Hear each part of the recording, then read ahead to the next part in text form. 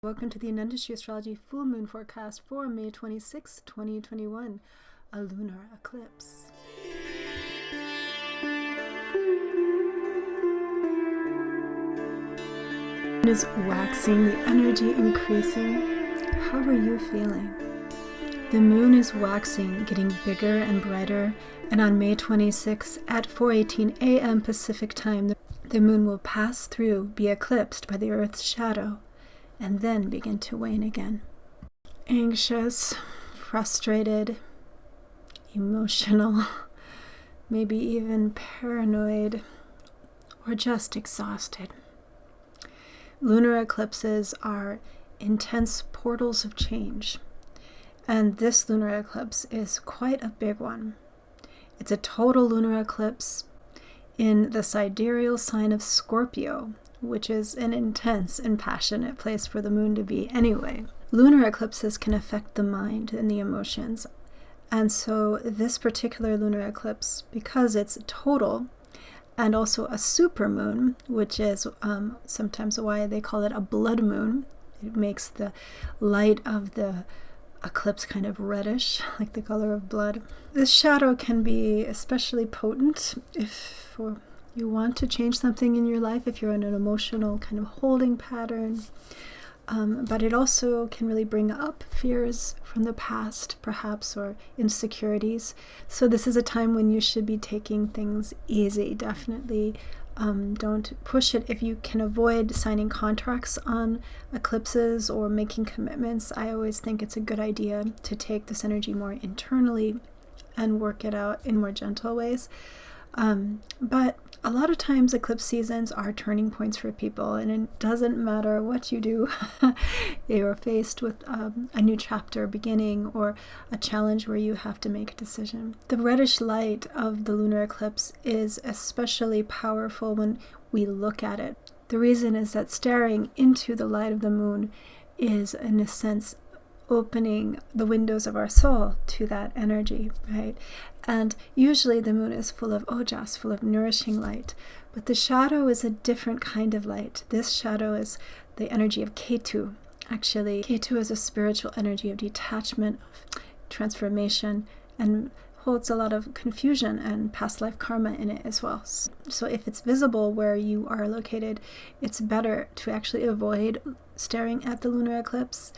You can go inside, maybe just shut the blinds if you have lunar light coming in, and focus on meditation. And japa practices are exponentialized in power. All kinds of spiritual practices are actually strengthened. To learn more about how these eclipses are affecting you on a personal level, check out the Rahu and Ketu transit horoscopes for 2021. It's a 2-hour class I did that describes in detail how these influences, Rahu and Ketu, are affecting us in this year, and how especially this lunar eclipse and solar eclipse coming up, and another actually at the end of the year, will affect you on a personal level. So there's 12 horoscopes for the 12 Vedic signs, and if you don't know your Vedic sign, you can find out on my website. There's a link to the calculator that is provided when you get the class.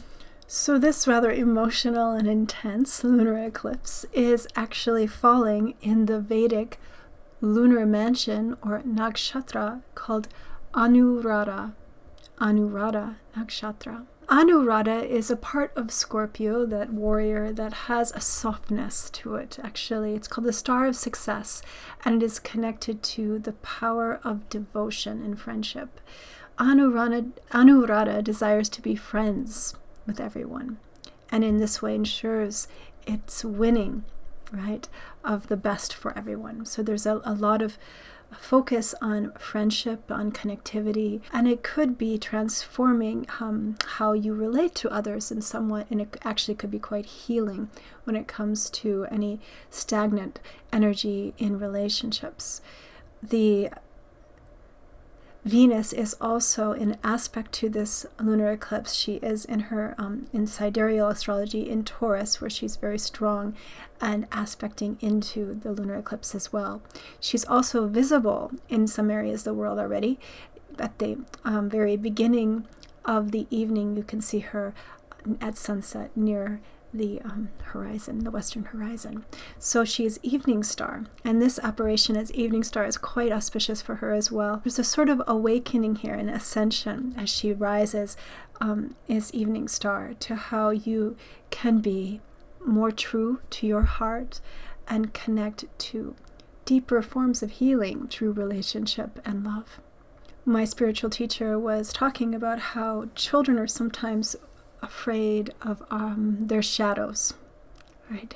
If you've ever seen a little child or a toddler, sometimes they see their shadow and they become afraid and they back up, right, and start to cry because the shadow is following them.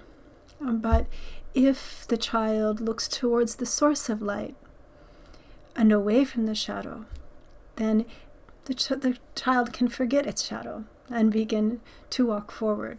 So this idea of Anuradha as the center of love, an aditya, a solar deity, following that towards this center, we turn toward what is beloved in our hearts. This lunar eclipse has a particular density as well, not only because it's a blood moon total eclipse and it's debilitated in this intense kind of warrior of love, Anuradha, but it is also kind of bookmarked or bookended, I should say, or sandwiched between two planetary retrogrades that are happening almost simultaneously here.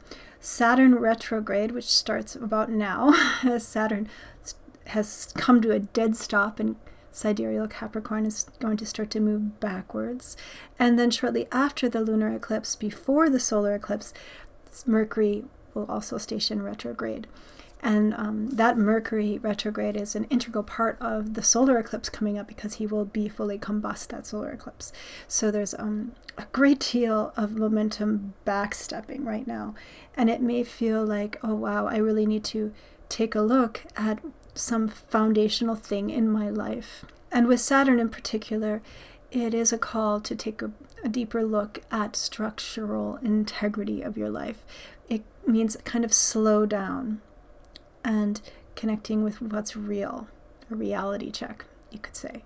Saturn really wants us to come into a sense of wholeness and wisdom and humility and patience as well.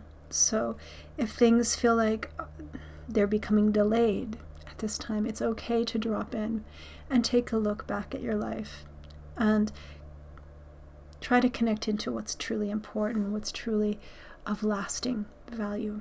Saturn retrograde is also on a collective level, perhaps slowing things down a bit, maybe the economy. It can also be just really a review of some basic structural problems, whether it's at work for you or in relationships or family. There's a great deal of potential to improve situations for the long run.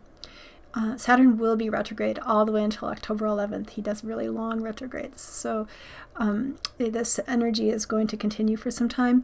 Although I find that the stations, which means like when he stops, like on the 23rd, and he's not moving, those are the days when Saturn's energy is quite intensified and internalized as well.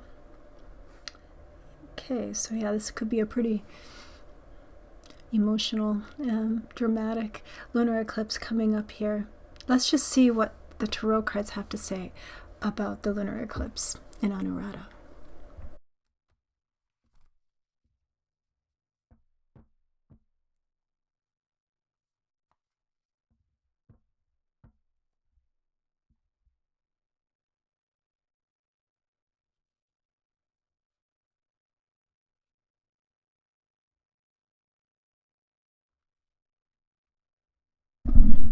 Okay, so the first card that came through is the Knight of Discs.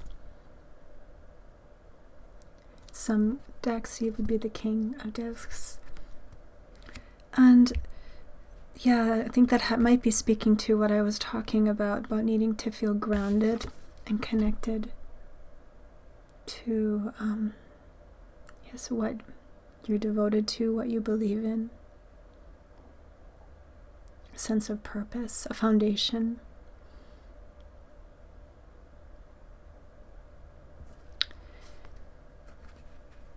And then the major arcana, the Tower.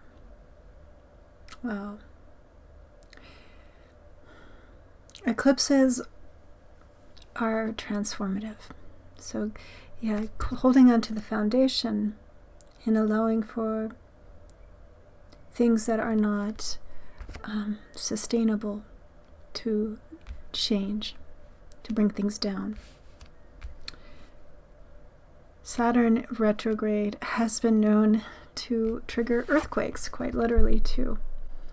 There's something about the power of that Saturn, especially in Capricorn, where it's so much the embodiment of Earth, right? The foundation and how we connect to the Earth, what's sustainable. And so when Saturn comes to the stop, right, and he starts to swing back again, sometimes there's sort of a need to make corrections. Sometimes it's literally, like tension that needs to be resolved on the Earth level, like an earthquake. And also on an internal level, things may feel pretty chaotic too at times in the next few weeks. So take care. It's interesting. The card that's next to it is the Four of Cups. And this card has to do with things that do need to change. Stagnation. Things that we hold on to because we're afraid to let go for no other reason. Or feeling bored, suffocated, or lonely and sad. So maybe there are things that really need to change here so that things can start to flow again in the life.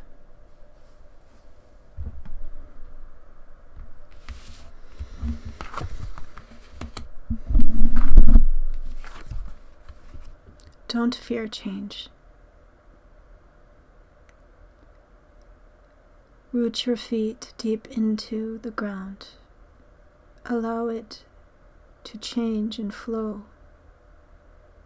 We have no certainty, really, in what we hold on to. Is sure to cause suffering. A flowing river is much more pure than stagnant water. Turn away from the shadow and towards what is lasting and true. Your foundation. Let go of the fear. Burn away what belongs in the past.